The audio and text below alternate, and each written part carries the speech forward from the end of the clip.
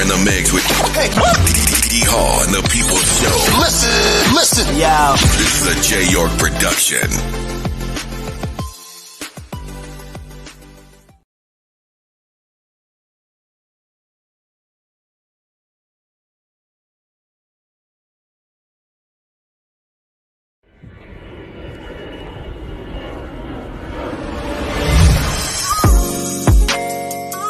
You are in the mix with D.HALL and the People's Show. Listen, yeah. This is a J. York production.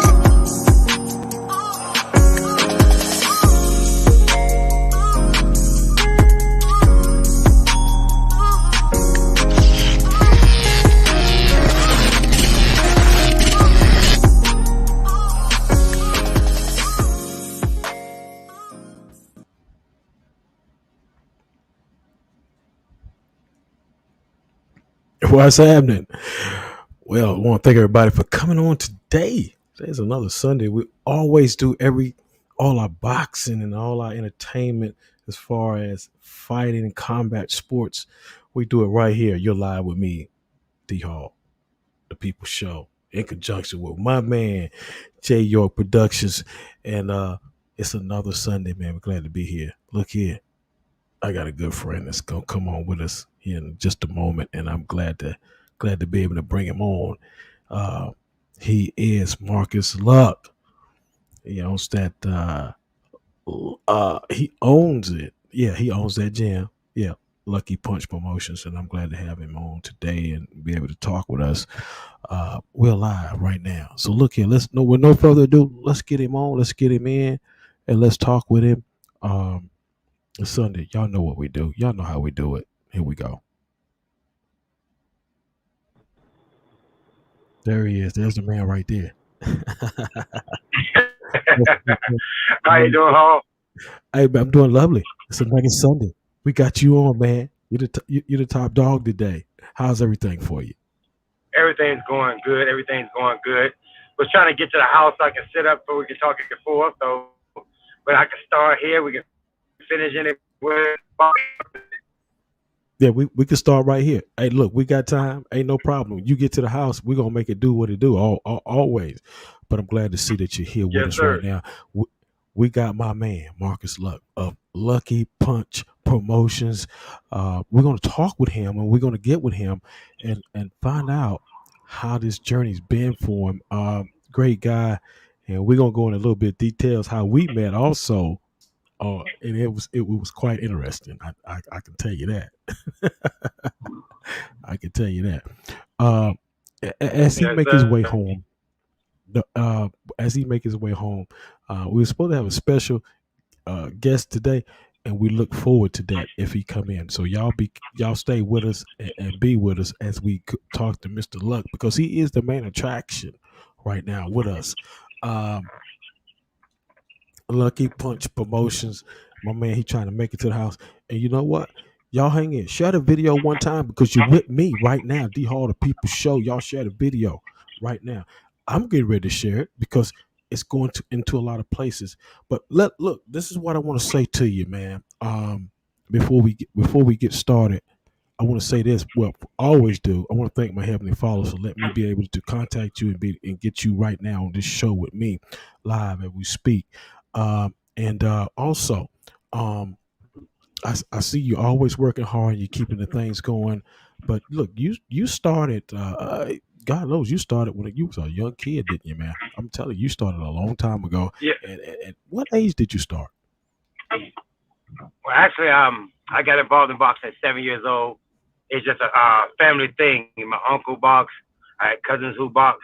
My older brother used to beat me up. He boxed. So it's like we grew up with gloves in our house. You know what? At least you was honest about that. You know, you was like, my older brother beat me up. You know what I'm saying? You know, that was cool, man. You know, you was honest about that. When you're the baby brother, you have no options. You know what I'm saying? It's like he boxed and he come home and beat you up, practice what he know, call himself teach you, but it's more like a whipping. You know, so and slowly but surely you pick up and you learn and you go from there. Right, exactly. So when you're doing things like that, you learn a lot. He don't mean to hurt you or nothing like that, but um, is that something that you wanted to do? That really was something that you really want to do, was fight and box? Uh, I always loved the sport of boxing, as in growing up around it, growing up with it. Um, but it wasn't my first choice. I was involved in a lot of sports as a youth, so my time bounced from boxing, um, football, track, basketball. I dabbled in wrestling. I dabbled in basketball and other sports. But it's like at the end of the day, I fell back on boxing. But I always loved it. I had no choice. As in, is it an option? No, I love the sport. So, Okay, but like I said, I did other sports as well. okay. So in other words, you wasn't forced to do that. It was just an option for you to do that because you was in so many different sports, correct? Exactly. I excelled in football, excelled in track and field. I was state champion in track and field in the 800 meters. I was all state in football. I had a car wreck. I lost my scholarships in football and ended up going to college for track. There, I was an eight-time collegiate champion in 800, 400, 400 hurdles, and other events. And I qualified for the Olympic trials, but due to injury, that didn't pan out. And just so happened when I come back through, boxing would have found me then. I found a gym from an old friend who was in the gym, and we just took off with it from there. Okay. And you just said something I want to talk about. It was your amateurs. You said you was in the amateurs for a little while, and you didn't. You did. What happened? You didn't stay there long, but what happened with that, with the amateurs and stuff? You was just talking about that. Yeah, due to other sports, like I said, 1 minute I'm in the gym, 1 minute I'm in the football field. 1 minute I'm on the gym, next minute I'm on the basketball court. I'm back in the gym, and then I'm in track. With me excelling in all other sports, it kept me out of the gym as much as I would like to have been. Okay, he's back. Got you. Okay. So it kept you flowing in different directions. Per, shall I say? Um, like I said, you played several different sports. You played basketball. You played football. You played wrestling, track and field. Uh, which sport did you enjoy the most? Um, Honestly, I could say football. Football was my number one sport. I just like the physicality of football. I was good. I was fast. So I think football is my number one choice. And then track came because the football coach just wanted us to run track to Okay. stay in shape off season. And Okay. I excelled in track my first year of running. I went undefeated, conference champion, and everything. And it just took off from there with me running track. So just everything with me kind of like fell in my lap with one sport to the next. Right. Okay. And you know what? You had a you when you was talking about the track, and I like the way that you're talking about it. But that was a really a big thing for you. But you had an injury that stopped all that. So what happened with that? Yes, I was actually training in Richmond, Virginia, at a place called Belle Isle. Um, it's just a trail around an island in James River, and I broke my foot.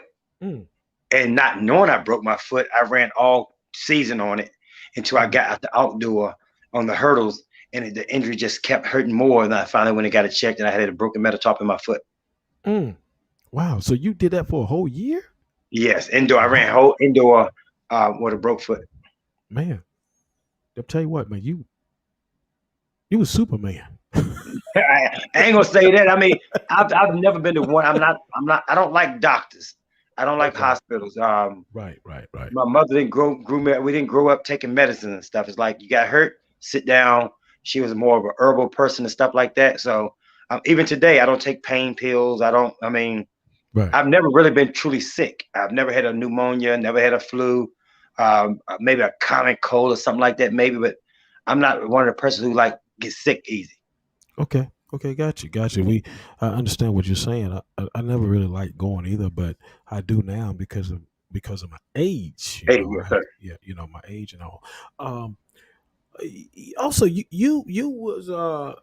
was headed to the Olympic trials, and um, was that through track and field? Oh, well, you was Yes, headed, yeah, through that was through track and field, the 400 hurdles. okay, okay, okay. How did you feel about not making it?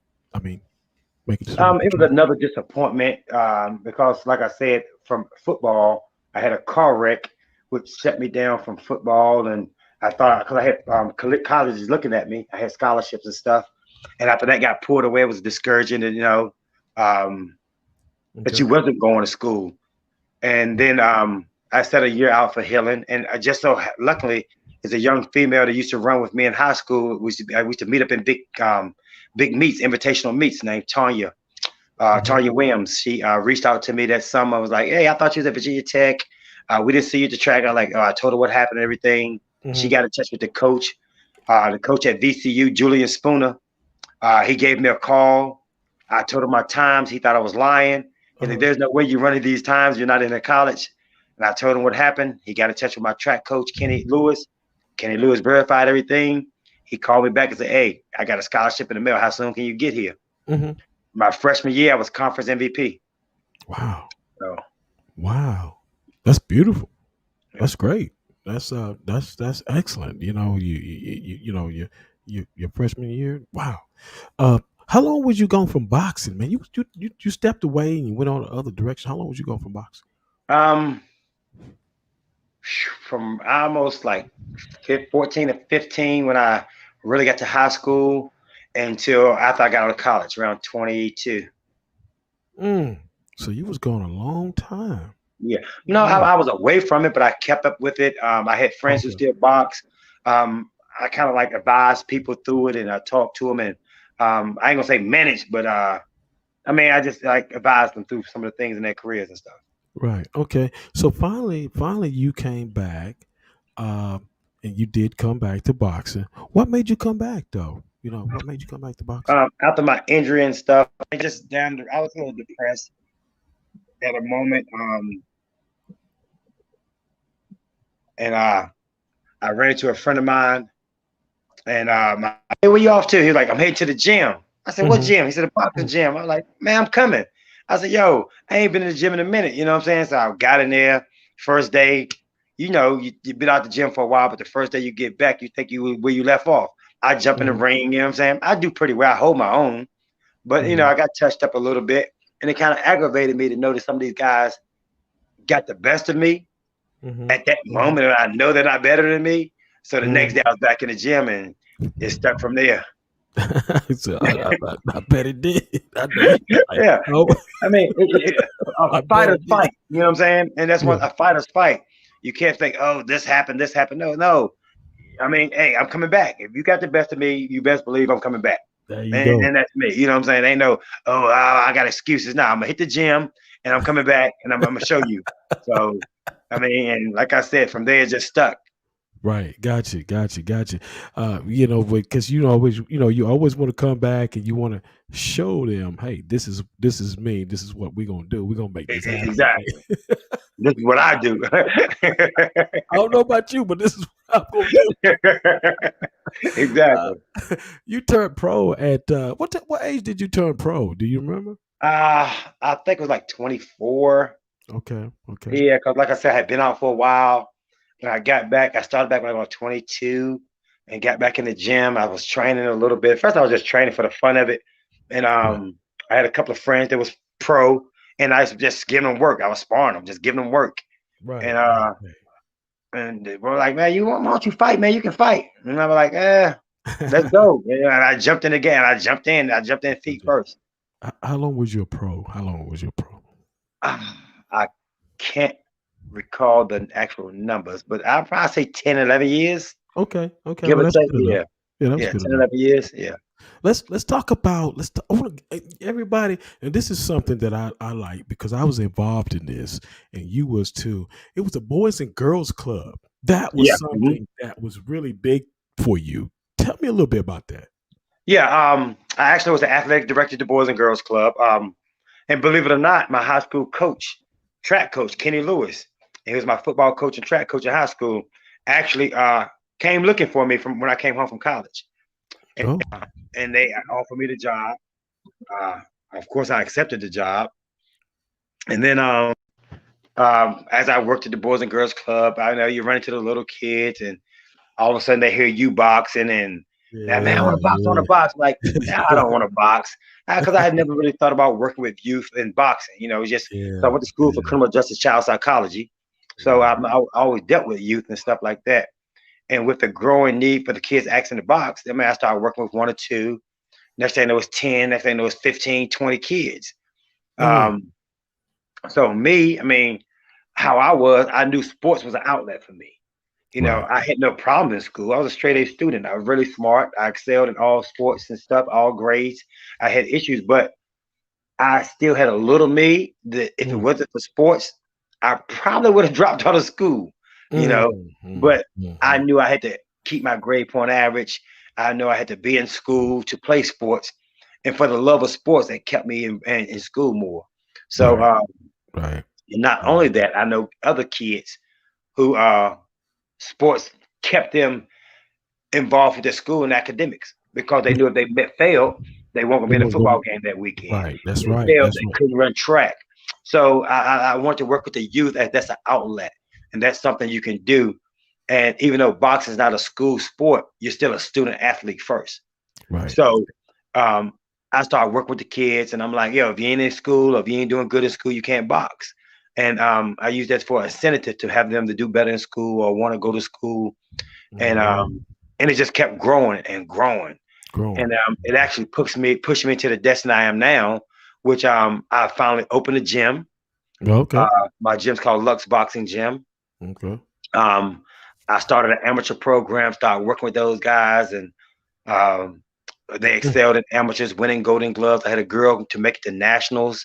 Just excelling, and me knowing the professional aspect of boxing, you know, you want to look at the fighters. You want to understand because boxing has become a business, and no promoter's gonna call you to come beat their person. So they don't know your guys. Your guys are unknown. So I was kind of hard getting guys fights. And 2004, I opened up Lucky Punch Promotions, which is my promotion company, which I promote and manage fighters as well. Great. You know, and that's a beautiful thing. And you hit on something. I was getting ready to ask the question. Well, going to the question of about your gym and what you're trying to instill within the kids, but you already beat me to that. That was a lucky punch you just did because you explained it to me right quickly. I didn't even ask the question yet, so that's awesome because you already gave the answer to the question that I was bringing up in my mind. What are you trying to instill? And you said that already. Great punch. This is one thing I want to say. I want to ask you this, and I want you to say this and tell me what it takes for the kids. What does it take to be a winner in life in general? What's in your mind? What you think it takes to be a winner in life? The first thing I would tell any kid to be a winner in life, you can't be a quitter. You can lose, but you can't give up on yourself. There you go. You know what I'm saying? There you go. We all have goals. You may come up short. You may not accomplish to your fullest, as long as you don't quit. As long as it's a fight. Life's a fight. Oh. You know what I'm saying? And that's one thing I tell people because you got these parents like, well, I can't believe how these kids fighting and you can't. They're like, listen, hold on. Y'all don't understand what boxing installs in individuals. Boxing can be related to in real life in every situation. And I always tell people like fighting don't prove anything. You're wrong. Fighting proves everything. It's how you fight. I mean, even in stores, if Food Line have a sale today, guess what? Kroger will have one next week. They're gonna compete. It's still competition. It's a chess match. Competition. That's right. You look at the strategy of how when Walmart came along, because back in the days you have Family Dollars and Dollar Generals. They was not close to neighborhoods and stuff like that. You had to drive to get to them. But now, since Walmart and the bigger stores have came, what they do, they move them to the neighborhood. That's strategic places, stores closer to you. So you feel like I ain't got to drive that far to go to a grocery store.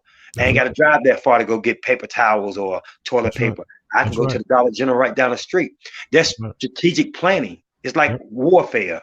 You don't just go to war reckless. You plan it out and you execute things. That's And right. that's It how you is. look at life. And that's how I teach my kids, not just in the boxing ring, but life. That's right. Set goals. I can't say I want to go to New York, but I'm going 77 West. Mm-hmm. I mean, that's just the opposite direction. That's right. That's So exactly right. if you want to go somewhere in life, everything you do, everything you set up, you just have to be directed to what you want to be. You know, if you want to be a engineer, you got to go Mhm. take the mathematics classes. That's You know right. what I'm saying? It's certain things. So you have to strategize, plan out, and execute everything in life. That's right. And That's long right. as you're going forth with it, and long as you're happy with your results, you'll always be a winner in my book. That's good. That's good. And it's just like you said, it's strategizing, in different things in the way that you do it. And putting yourself in the right position, to get that win.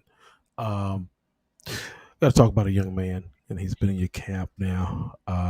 He's one of my favorite young men, right here in North Carolina, Kelvin King.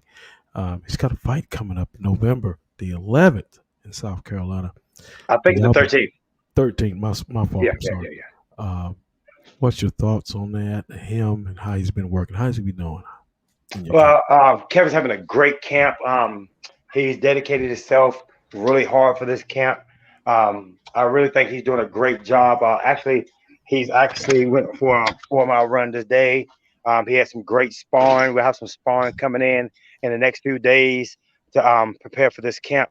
So Great. I'm just waiting to see uh, the results of the hard work he's put in. I mean, he deserved everything he won in life right now, and right now he's really and that's one aspect that I would like to see right now. His results shine. Yeah, he's a tremendous kid. I met him a long time ago at one of the fights in South Carolina. He wasn't supposed to have been fighting that night. And he for whatever reason, I don't know what it was, but he could not fight that night. And he sat down and he talked to us. I mean, and it was a touching thing, And I really got a lot of love for him. Mm-hmm. And I'll be there the 13th for that fight and rooting him on. Me and my team, Team Hall and J. York Productions, we're definitely going to be there that night to see him get that Yes, sir. victory. I hope so because he'll love to have you. And right now, like I said, man, the work he's been putting in is really good, and I just can't wait to see the results be Oh displayed man, that night. yeah, I'm totally excited myself. And I saw the intro and the promo that they did for him, and I was really excited about that young man because, like I said, I met him and talked with him, and sat down with him, me and Victorious, and we sat down with him and had a talk with him, and he was just, I mean, he was really. I think that what happened that night, he just wanted to unfold himself, and he did to us, and that was beautiful. Um, you trained a lot of people, man, and you done a lot of work with a lot of people. Um, who are some of those people that you can recall that has really impacted you as a person? Your fighters, anybody, period, it really has impacted you as a person to keep you doing what you're doing. Um, the first people I would like to acknowledge who have installed how I act and stuff. I ain't gonna say the first, but I'm saying the ones I can recall the most is when I was in high school. But besides my uncle and stuff who got me involved in boxing and stuff, Right. um, it was a couple, the Bryers, Coach Breyer and his wife, Miss B. Okay. Um, those were some individuals who came along. They wasn't a part of the track team. They wasn't a part of the school, Mm-hmm. but they dedicated their life in helping youth. Mm-hmm. Um, they used to come pick us up from school, take us to their house. Um, I mean, those are some astounding. I mean, those are some people right there. I could never thank enough. The things I've seen them do to kids out of the communities we came from, they didn't have to. Right. I mean, they just did a lot for us, man. They kept us straight. When we went off the path, they'd come find us, Right. talk to us, get us back on the right path. Those are the first people I would like to acknowledge. Coach Fussell was my football coach, in Optimus League. When I decided to stray off and get in the streets and do a little stuff, my mom took me off this team. He came back in, mentored me, talked to me, got me back on the right path. And is an old minister at my church. I don't think he even know it.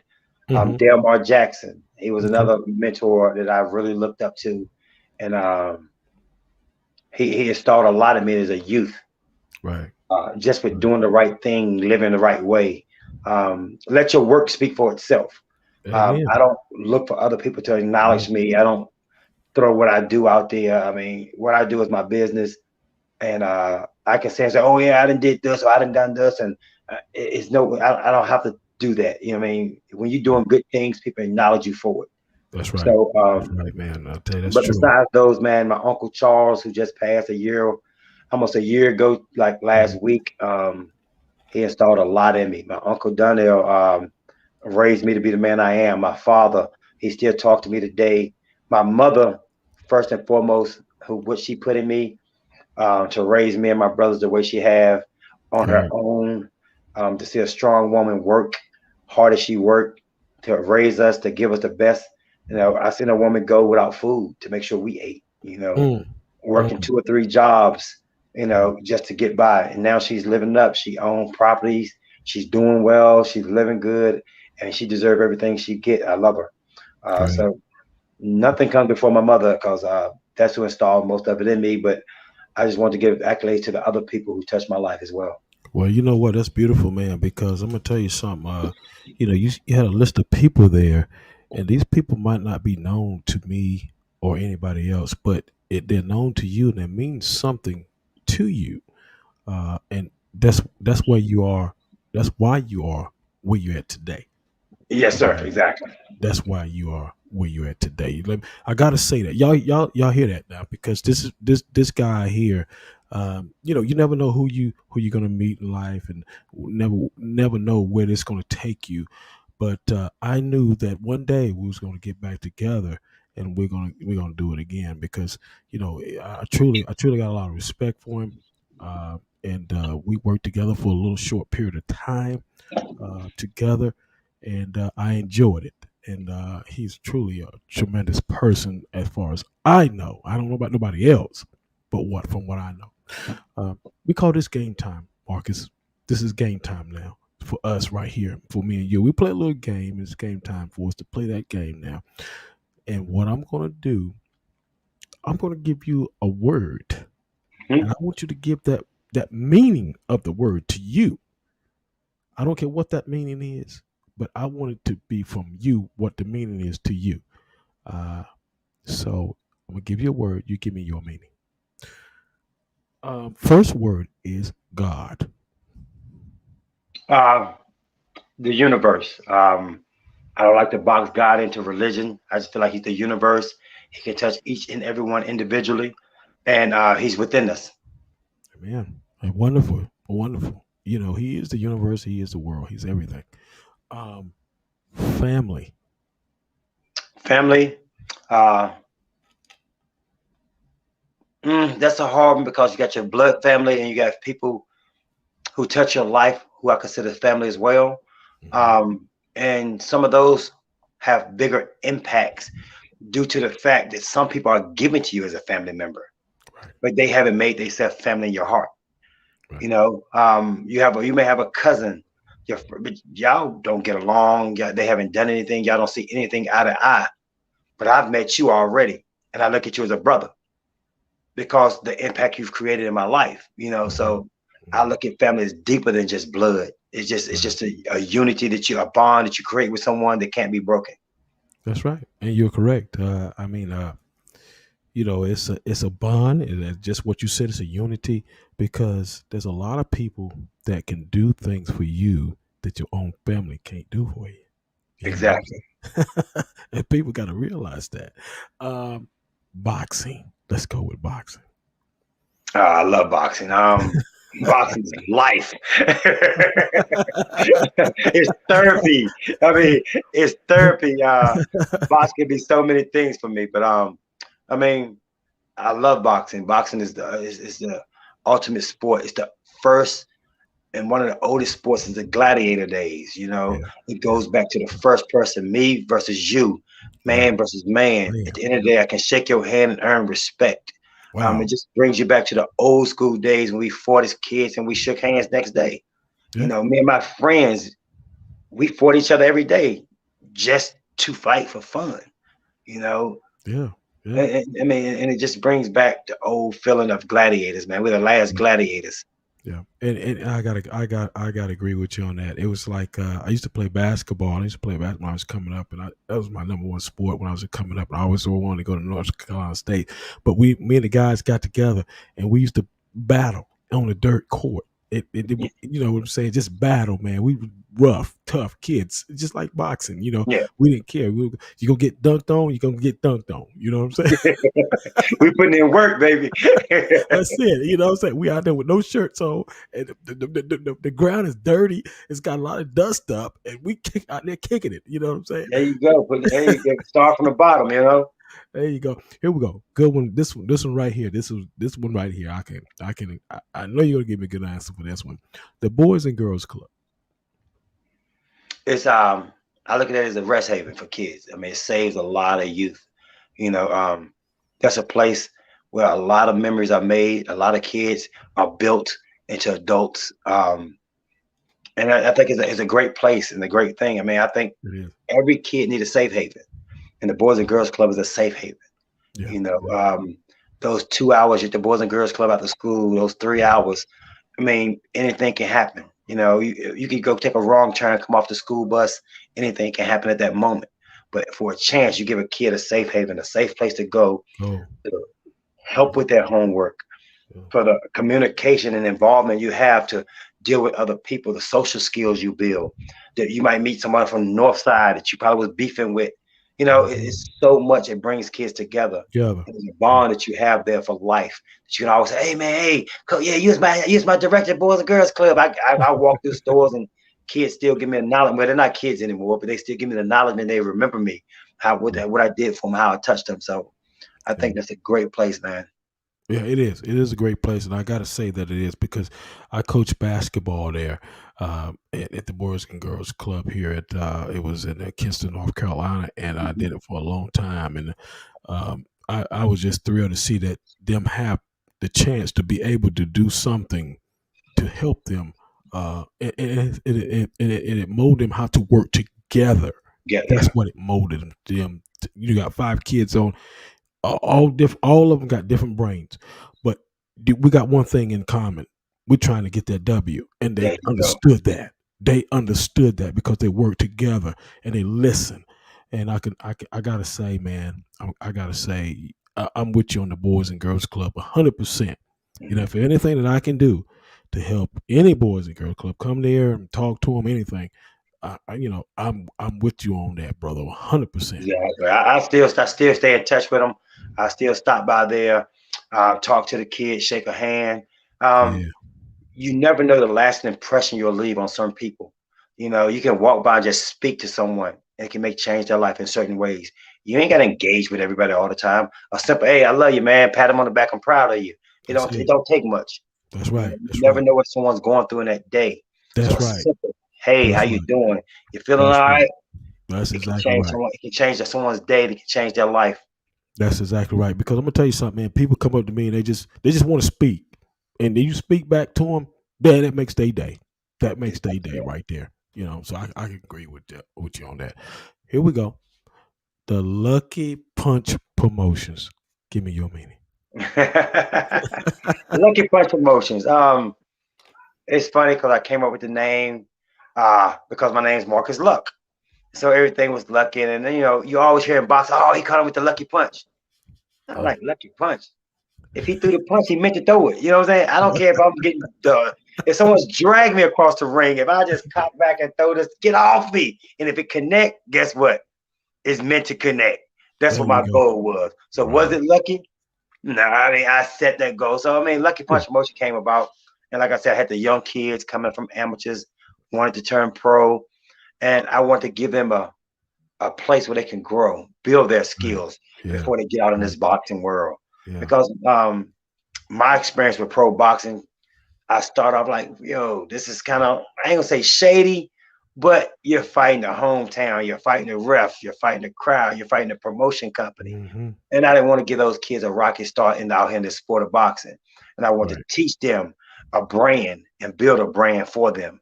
And that's what started Lucky Punch Promotion.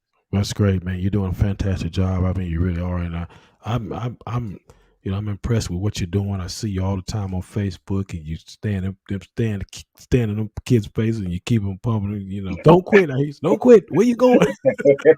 Get back in here. Hey, I just am a battery pack. That's all I am. When you tired, I'm your battery pack. You know what I'm saying? You can trust in me. I know that's right. Here we go. Grand finale, the last one, the D.HALL People Show. The D.HALL People Show is a show that I love to watch on Sundays. I catch, and I like to catch up. I mean, it's worldwide now. Yeah. You know what I'm saying? You're reaching different places, different people, and I like what you're doing, and you're bringing some of the local people out here. Yeah. You ain't always got to be with this top stars, and because it's people in this boxing world who does a lot for the sport of boxing itself on a lower scale, and you're giving these people a platform. Yeah. You know what I'm saying? Yeah. Jonathan Felton, a friend of mine, was on here. There's a lot of people from the local area I'm familiar with, and I said, like, okay, these people need to get out here, and that's what's happening to the sport of boxing that I don't like. Now it's everybody worried about the big fights. What happened to the Friday night fights? The ballroom boxing, the little shows where you get to see someone grow. You can see someone grow. You're connected to that person. You know what I'm saying? There's no more identity in boxing because now it's only the big people. People only know, who fight? Oh, Canelo fight? No, I don't know them. Watch. You should know these people. That's you should have a platform against these people. That's right. To see people grow.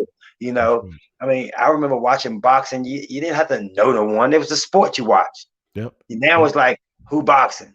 Now I want to know who boxing. Yep. I don't care who's boxing. It's a fight. You know what I'm saying?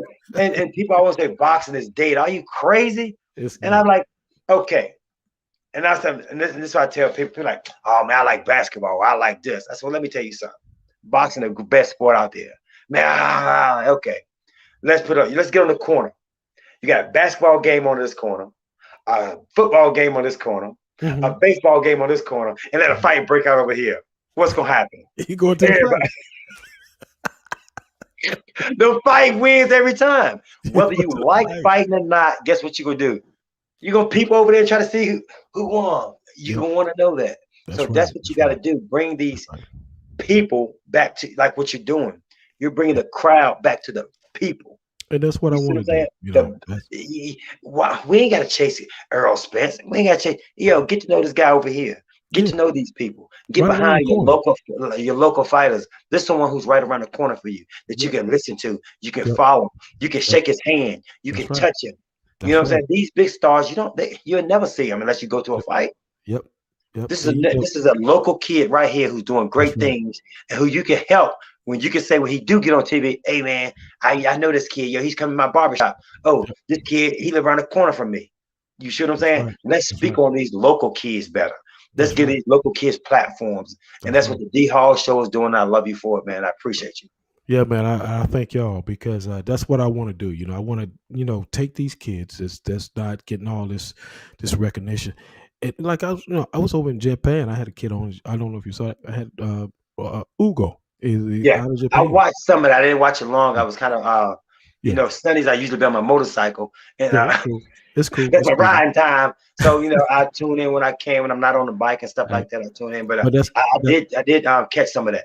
Yeah, that's what I like doing, man. I like going out and trying to get the unexpected winners in life, and those those kids are winners, man. So that's what we like doing. Especially here in the surrounding in areas all over. People. I put that one together. It was kind of hard, but we did that. We worked at that. It took me about a month to get that one together. I'm telling you, it was tough, but we did it. Hard work paid off. Yeah, it paid off, man. I was really thrilled about it. Matter of fact, he fought last night and he won in the K1 fighting over in Japan. I spoke with his grandmother and he won, and we were thrilled about that because I was concerned. I love all the kids. I love all the kids. I mean, Kelvin, all these kids, Michael Williams Jr. and Senior. I love them all, man, because I want to, this is what this platform is about. It's about Mhm. our people, man. Coming here and anybody. My door is always open. My door is always open. I never shy away from anybody, big, little, small. It don't matter to me. There you You know what go. I'm Yeah. saying? I'm not a. You come up to me, you see me at the event, you come up, walk up to me and talk to me.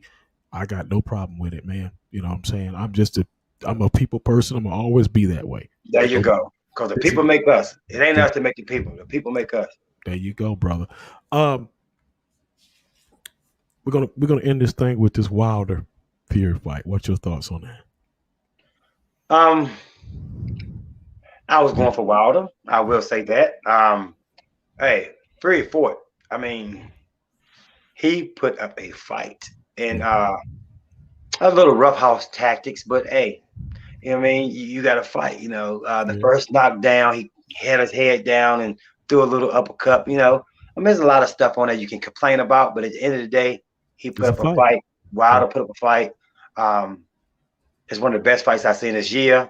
For to be 5 knockdowns, Wilder go down in the third, Fury go down twice in the fourth. It was a 10th round knockdown, and then a stoppage to the 11th. Man, it was a fight. I yeah, mean, it was. Fielder showed great heart getting up because that right hand he hit him. You can see this whole vibration go through his body. Mm-hmm. I mean, Mm-hmm. it was a great fight. I mean, it Yeah, wasn't it the was. results I was expected.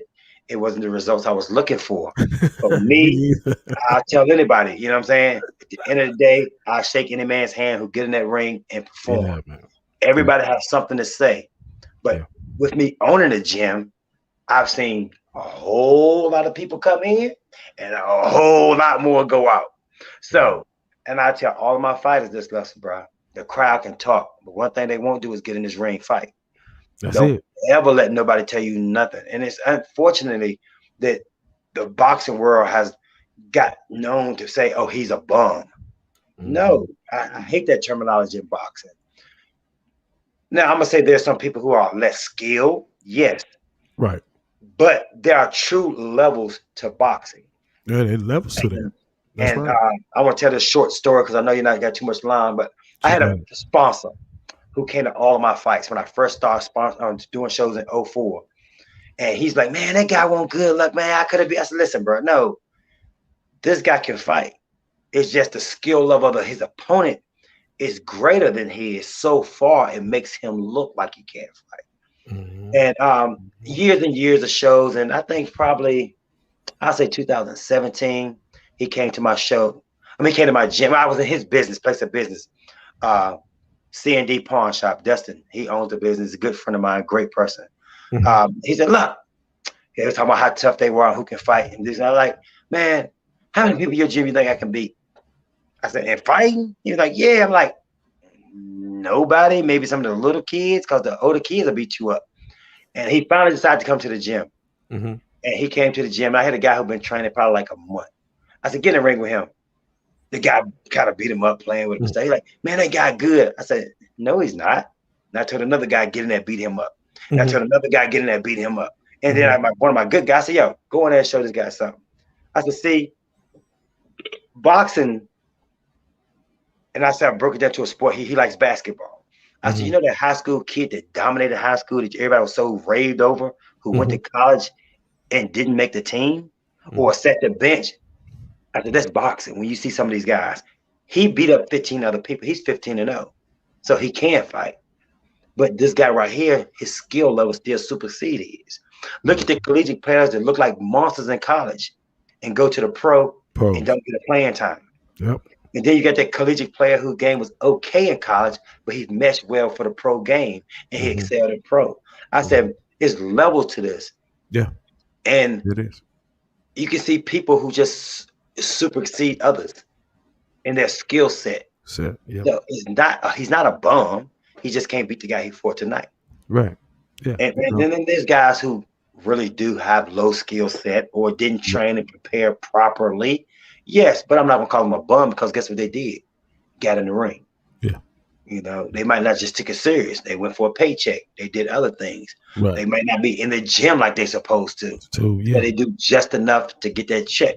But he's not a bum. He's still a man making a living for his family. Right. That's right. That's right. That's right. And that's a good way to put it. I hope everybody heard it. That's a good way to put it, Marcus. You know, because you step inside the ring, man, you can end your life immediately. Exactly. You're putting your life on the line. And that's one reason why I push my guys as hard as I do, because I say, yo, I want you to come home just like you left. That's it, man. And this is a hard sport, bro. This is a hard sport. It is. It's one of the hardest sports besides getting hit by another person on the football field, that I can say. I mean, yeah, exactly. It's really hard, man, because you know, you taking, and I got to say this, and then we're gonna end this show. But my best friend up in Michigan, he was a amateur fighter, and we went out in the backyard and we put the gloves on and we did it for fun. And he hit me a couple times, and I got a cut up here, and I still got it right now today. I said, man, I ain't never doing this no more. It'll make you a believer real quick. I said, and we laugh about that thing right now today. As a matter of fact, I'm going up there in a couple of months to see him. But we saw a lot of great fights. That's what actually got me really into boxing, was him, because he was an amateur fighter, and we used to get up and run and stuff and go to the Palace in Detroit, Michigan, and see a lot of different fighters that was there. But look here, man, this has been a great show, man. It's been entertaining, been a wonderful, 45 minutes with you. We learned a lot from you. You talked about a lot of different things. You gave your opinions on a lot of different things, and I truly enjoyed the show today with you. And look, man, hey, my door is always open to you. Any questions you want to ask me? Not at all. I'll just see you on the 13th, because I know you'll be in South Carolina at the Billy Bleed show. And actually, that's what we met at. We're doing we have the reunion. It's a reunion thing, man. There you go. And I enjoy it. I hope to see you there. I will be there. Me and Jay York Production, the one that does your promos for you. The promos, the introduction. He'll be there with me also. We're going to be doing a lot of work that night. So we'll have our cameras and all that mess that night. I'll be a little bit more full intact this time than I was last time. Yes, but, look, man. Hey, look, I appreciate you coming on, man, talking with you about your career and about your promotions and Kelvin and all that good stuff. And I thank you. I truly do, because you're one of the persons that I was waiting to try to get you on. I finally got you on.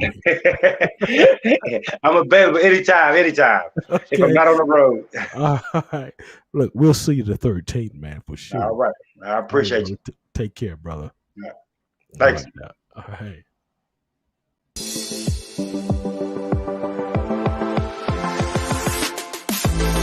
You are in the mix with D.HALL and the People's Show. Listen, yo. This is a Jay York production.